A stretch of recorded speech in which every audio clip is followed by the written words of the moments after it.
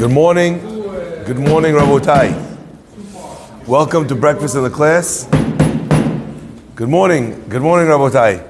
Welcome to breakfast in the class. Breakfast in the class today is dedicated in loving memory of David Bar Mocha, Leilu Nishmat David Ben Saada, from his wife Sylvia, children Yigal, Asher, Ron, Yossi, Nir, and Shiran and family, and as well dedicated in honor of our dear Elisheva, who introduced us all to Rabbi Farhi's classes. We are forever grateful for that, and the joy and love you bring to our family every single day. Love your sisters and the rest of the Schiller clan. Happy birthday, Elisheva. Mabruk. The week of Kol Bru sponsored by David E. Ash in honor of you and your substantial capacity to do good today and every day. And as well sponsored in the honor of the wedding of my very dear daughter, Shoshana, to Netanel today. We're looking forward to seeing you to come say Mazal Tov, to join us and celebrate in the Simcha of this epic occasion. Okay, so Rabotai, we have a slightly busy day because today is the day of the wedding. So we have lots of things to get done. So today we're going to keep it a little bit shorter, Be'ezrat Hashem, but at the same time we want to keep it meaningful. So I want to bring out a powerful concept from the Pesukim that we have here today. The Pasuk tells us about the time when in Parashat Shmini, where the Jewish people inaugurated the temple, and everything had been done. The korbanot have been brought. They go on the mizbeach. Aaron, blesses the Jewish people. It's magnificent. Everything is going according to plan. And then tragedy strikes. Nadav and Avihu, they come and they bring a korban that's actually not supposed to be brought. They decide on their own to bring a korban. Vayikchu bnei Aaron, Nadav ve'Avihu ish machtato, v'yitnu b'hen esh, v'yasimu alei ketoret, v'yakrivu fnei Hashem esh zara shelo tziva otam. The children of Aaron, Nadav and Avihu, brought each one their own pan for the ketoret, and they brought in front of God a foreign fire, asher lo tziva otam, that God had never commanded. What happened? Unfortunately, a fire comes out from in front of God, and they become consumed, and they pass and they die in front of God. This is what God said when He said, "Bikrovai akadesh, I will become sanctified by those that are closest to me." Aaron was silent. My friends, this is a very powerful conversation here. Aaron suffers a unspeakable loss. The loss of his two children, of two great Talmidei Chachamim, of two great tzaddikim. And I'm reminded of a few occasions where we spoke about the sons of Aaron passing away, where there were tragedies that happened in Am Yisrael in the week of the death of Nadav and Avihu. In fact, on the high holidays, there's even a very special tefillah that we say, a very moving prayer about how Nadav and Avihu passed away. You know, the reason why we pray so many years later in the Beit Knesset about this story, about the passing of Nadav and Avihu, is because, as the Gemara tells us, mitat tzadikim, the death of the righteous people, when a person who's a tzaddik, they pass before their time, it's bechaper, it brings kapara for the whole generation. And the Gemara says with one condition. The condition, what's the condition? That if a tzaddik passes, it brings kapara on the generation. The condition is that the person is morid dema'ot, that they cry, that they shed tears, that they are upset, that they are brokenhearted over the loss of the tzaddik. If the person is not upset at all over the loss of the tzaddik, then there's no kapara. Now the question is, in what world are these two people connected? You want to tell me that the tzaddik passed away and the whole generation gets kapara? What's the connection? And my friends, one of the answers that's brought down in the Chachamim is that actually, yes, when a person who's a tzaddik passes away, it fills everybody else with a little bit of thought of teshuvah. They think if even to such a person something like this could happen, how much more so I have to be careful and I should pay attention and ensure that I fix my ways, that nothing bar minan should happen to me. So the thoughts of teshuvah that are generated in everyone's mind, those in and of themselves are capable of bringing teshuvah. However, my friends, I want to share something else as well in the aftermath of this story of Nadav and Avihu, in the aftermath of the passing of Rav Chaim Kanievsky, Zecher Tzadik V'Kadosh Livracha. The pasuk over here adds one other piece. It says that Moshe said to Aaron, B'krovai Akadesh, I will become sanctified through those that are closest to me. What does this mean? Rashi says on the spot, this idea B'krovai Akadesh, what the concept is. He says as follows: Hu asher diber. This is what God meant. Hechan diber, Rashi says. Where did he speak? V'no'adati shama lebnei Israel. God says, I will become known. I will meet the Jewish people in this holy place, right? V'nikdash bichvodi, and I will become sanctified by bichvodi, in my honor. Al tichrei bichvodi. Don't read bichvodi, ela b'mechubadi.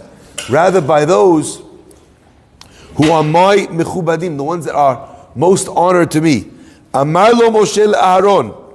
Moshe said to Aaron in his time of excruciating pain, he said to him, Aaron achi, Aaron my brother, Yodeya Haiti, I knew, Sheitkadesh habayit b'miyudav, that the sanctification of God's new resting place in this world would be miyudav shel makom, by the ones that were closest and most well known to God. V'hayiti savur, and I thought it was going to be either me or Bach or you.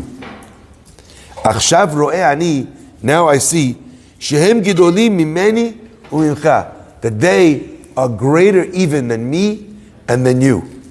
If God said that the price of coming to the Beit HaMikdash is going to be that B'krovai HaKadesh, that God is going to be sanctified through the loss of one of the holiest, of one of the most connected to God, right? If that's going to be the case, so I thought it was going to be me or you.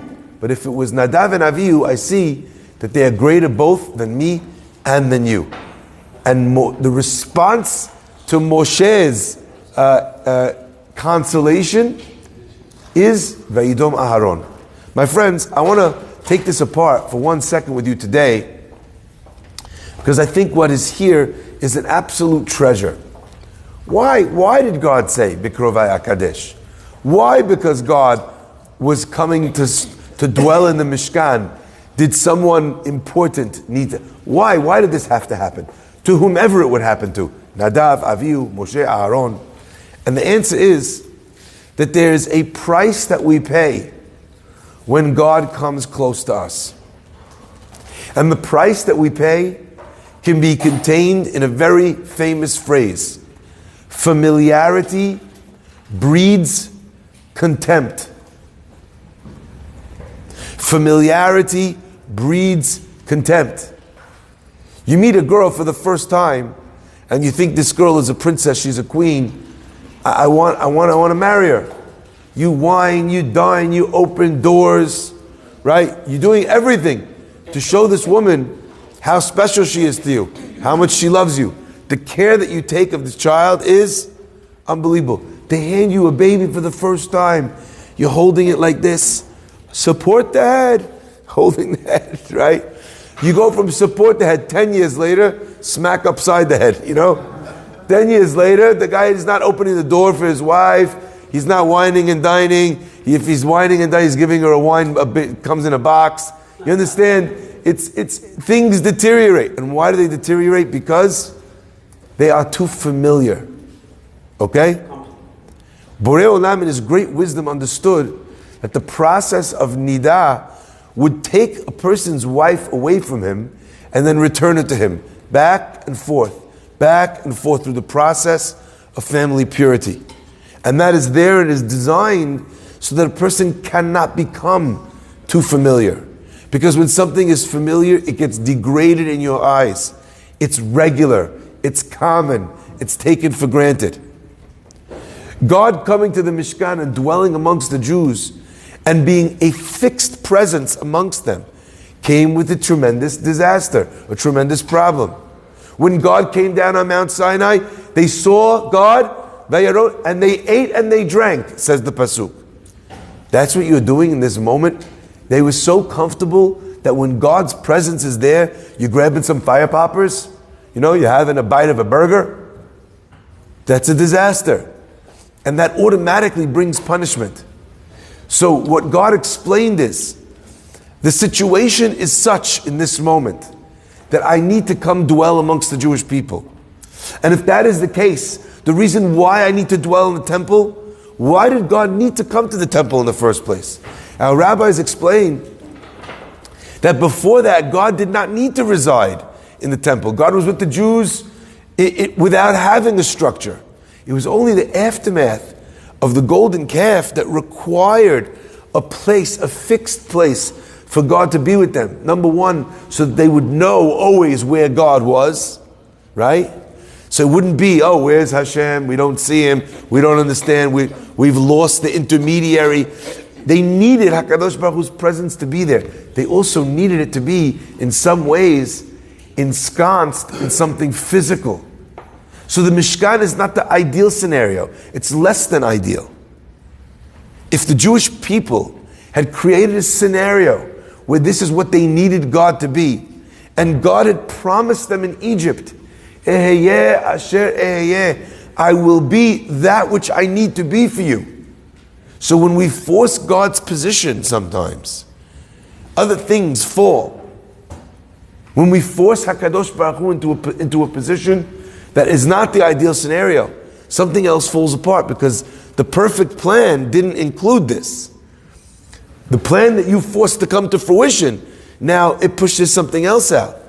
It's like if a person takes a puzzle piece that doesn't fit in the middle of the puzzle, but they've lost their patience. So what do? They take the thing and they start pushing the puzzle piece in. As you push it into a place where it doesn't fit, what happens to the other pieces? They pop out. So HaKadosh Baruch Hu says, I'm going to meet you in this place. I'm going to be connected with you there. I'm going to be present all the time. People can drop by and give me a korban every morning if they want. But that familiarity, it needs to be reinforced, buttressed with a seriousness, almost with a severity, a punishment of somebody doing something inappropriate and then getting punished for not offering the proper respect, which will make people remember the proper respect. Bikrovai Akadesh.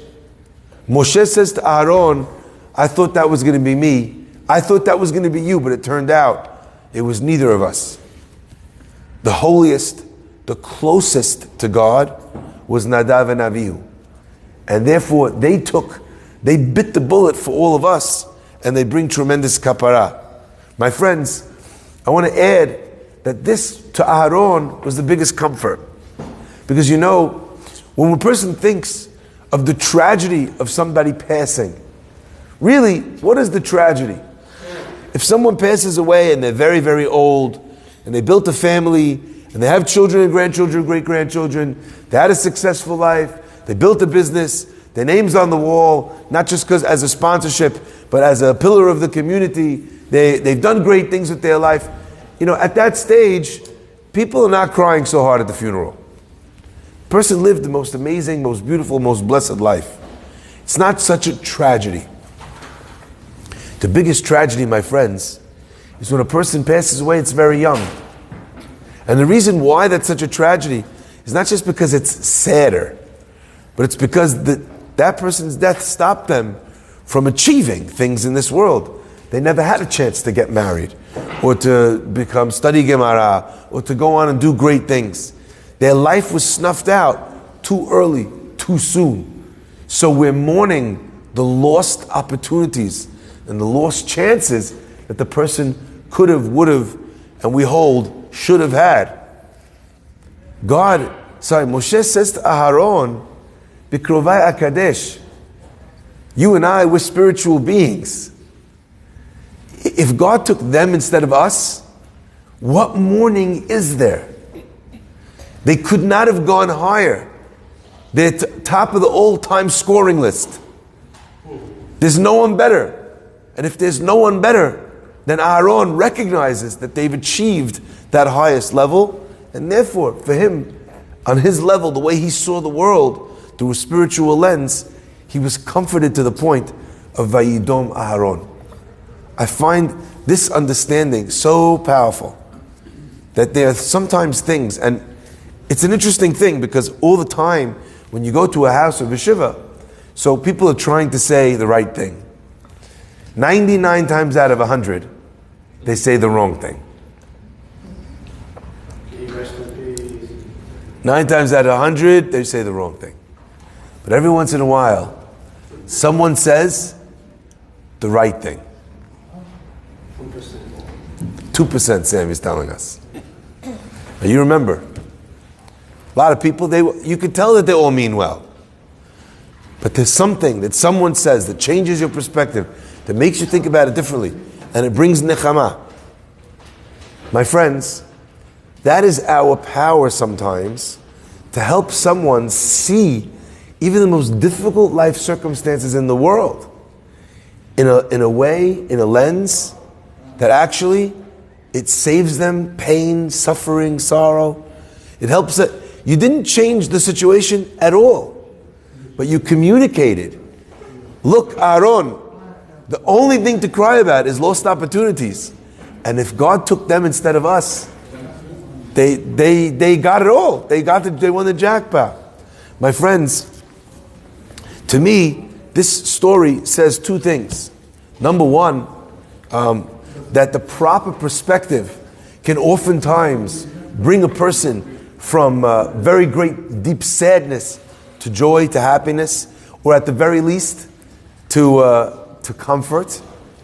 And therefore, in certain scenarios, people spend all their time trying to change unchangeable scenarios, when the only thing they should really be changing is their mind, changing their perspective. Think about that for 1 minute. There's time, you can't wind back the clock, so what can you change? You can't change history, so what can you change? You can change the future. It is the irony of ironies that people who try to spend their whole life changing the past, not only do they suffer with a bitter and difficult past, they doom themselves to a difficult and bitter future. Vayidom Aaron, he hears what Moshe has to say. He internalizes it, and it brings him the comfort and the ability and the strength to be able to not fall apart. My friends, that is the first aspect, I think, that we learn from the story. But there is one further aspect as well, and that is this aspect of ensuring that we do not become familiar. You know, you go to Bet Knesset every day. In the beginning, you come only on Yom Kippur, you walk into the shul, you feel like this. You feel uncomfortable. You know, you don't know how to stand. You don't know when to sit. You're not sure which way to hold the book. You can't even read Hebrew. You're standing up. You feel so self-conscious. You're sitting there with what's called Al Ta'arat HaKodesh. But a person starts coming to shul more, and then they know how to pray. And then they know how to pray by heart. And then they're coming every day. And they're just relaxing in the Beit Knesset. At that point, that familiarity is not okay. It's not your living room. This is not, it's true, you should feel that this is your spiritual home, but not your recliner. I remember I walked into the shul one time, I see a guy stretched out sleeping on the bench. Anyway, I walk in, and he quickly jumps up off the bench, and he says to me, he goes, "Oh Rabbi, I'm so sorry. I didn't know you were in here." I said, "You should not be apologizing to me because you didn't know I was in here. You should be apologizing to him because it seems like you don't know that he's in here." Shiviti Hashem lenegdi tamid. Those are the words that are engraved above the Aron Kodesh. I place God in front of me always. This is not a place. Now, Bar Minan, there's a person, sometimes they're homeless. That wasn't the case. The guy was tired. Instead of putting his head down on the table downstairs instead of going home for a nap. He thought he was going to take a power nap in the Beit Knesset. That's just not on. Now, that kind of a thing only happens with familiarity. You get too comfortable. The guy who goes up to the Sefer Torah and he doesn't know the Beracha properly, you see he's shaking. You know? Baruch Atah, which one, Rabbi? Halfway through the Beracha. Shelkeinu Melech HaOlam. This one or this one? Just broke the Beracha, right? Let's start again over here. The guy is so nervous, so embarrassed. And the funny thing is, why is he embarrassed? He's embarrassed, he's not gonna look good. He's embarrassed, he's gonna make a mistake. The embarrassed part, you hope a person's not embarrassed. But the trepidation that a person feels when they're approaching the holiest object left in our world. We don't have the luchot, the Aron Kodesh of the Aron Ha'edut in the Bet HaMikdash. We don't have a Mizbeach. We don't have a temple. The holiest thing we have in the Jewish religion is the Sefer Torah. And you're going to stand in front of a document that changed the face of the earth. There's something to be said of approaching with that trepidation. We don't touch even the letters of the scroll with our fingers. We use a talit. All of those things, that approach allows a person to maintain the way that they recognize the separation between church and state. Okay? Between the holiest things and the mundane. But this is true, my friends, of the Beit Knesset. It's true of God. It's true of your wife. It's true of your children. Never become overly familiar to the point where you stop respecting and remembering how valuable they are. In such a case, if you work, if you put an effort to keep it fresh and to keep it new all the time, then you'll never stop giving and you'll never stop treating it the right way. Baruch Adonai Le'olam. Amen.